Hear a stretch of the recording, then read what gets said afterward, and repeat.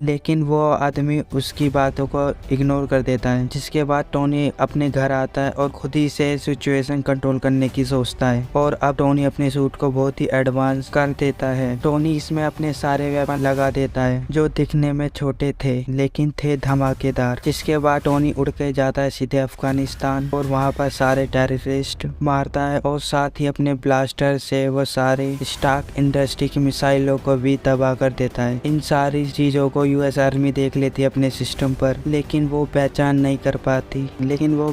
पा रही थी ये है क्या चीज। जिसके बाद टोनी अपने दोस्त रोडी को फोन करता है और कहता है कि ये ब्लास्ट मैंने ही किए हैं और तुम संभाल लो इस सिचुएशन को। जिसके बाद पूछने पर रोडी कहता है अरे सब चीज एक मिसअंडरस्टैंडिंग की वजह से हुई है और वो टोनी को इस मैटर से बाहर निकाल लेता है। अब जब टोनी के फादर के दोस्त को ये बात पता चलती है कि कोई चीज ने उन टेरर ग्रुप के एक झटके में बर्बाद कर गायब हो गया और उसके बाद वो सीधा जाता है अफगानिस्तान और मिलता है टेरर ग्रुप के लीडर से और वो लीडर कहता है कि हम जानते हैं इसके पीछे है कौन, लेकिन अभी हम चुप रहेंगे क्योंकि हम पूरी डिटेल जानना चाहते हैं। इसके बाद वो कहते हैं कि आयरन मैन ही है क्योंकि यहाँ से उसके भागने के बाद हमें डिजर्ट में वैसे ही सूट के टुकड़े मिले जिसको जोड़ने पर कंफर्म हो गया कि वो ही है। जिसके बाद वो लीडर कहता है कि तुम मुझे पैसे दे सकते हो तो मैं तुम्हें इस सूट की टेक्नोलॉजी बता सकता हूँ, लेकिन टोनी के पिता के दोस्त ऐसा नहीं करते बल्कि उन्हें डराकर वो सूट अपने साथ ले आते हैं। वहीं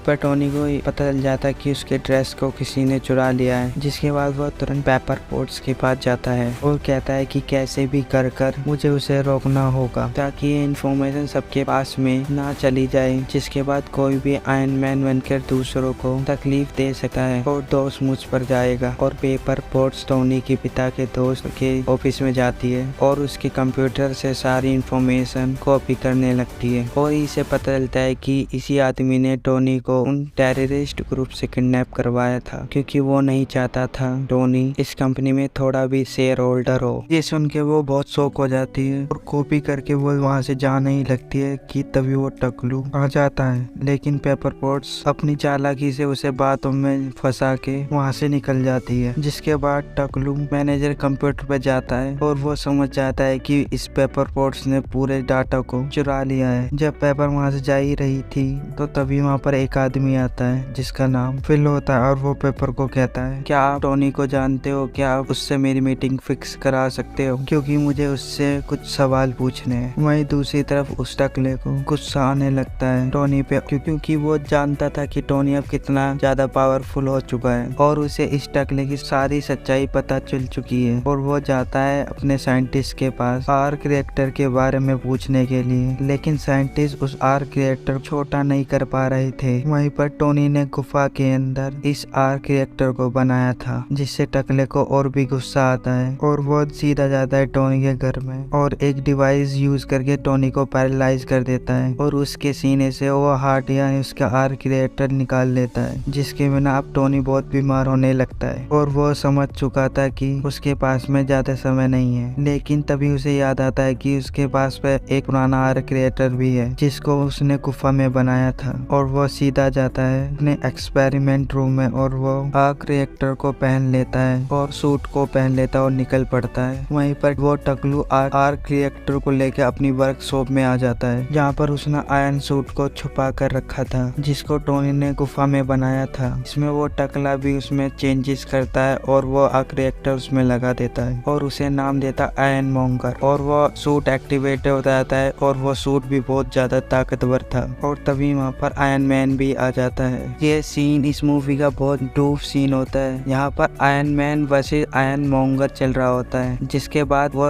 दोनों लड़ते लड़ते अब रोड पर आ जाते हैं। जिसके बाद टोनी को समझ में आता है कि इस सूट में एक कमी है और वो एकदम से ऊपर उड़ने लगता है और आयरन मॉन्गर भी उसके पीछे जाने लगता है और तभी हाइट आने के बाद में आयरन मॉन्गर का सूट जम जाता है, लेकिन आयरन मैन ने अपना सूट को चेंज कर दिया था जिससे कि वो सही सलामत था। जिससे कि समझ में आता है कि आयरन मैन अपनी गलतियों से सीखकर उसी टाइम उसे सही कर देता है।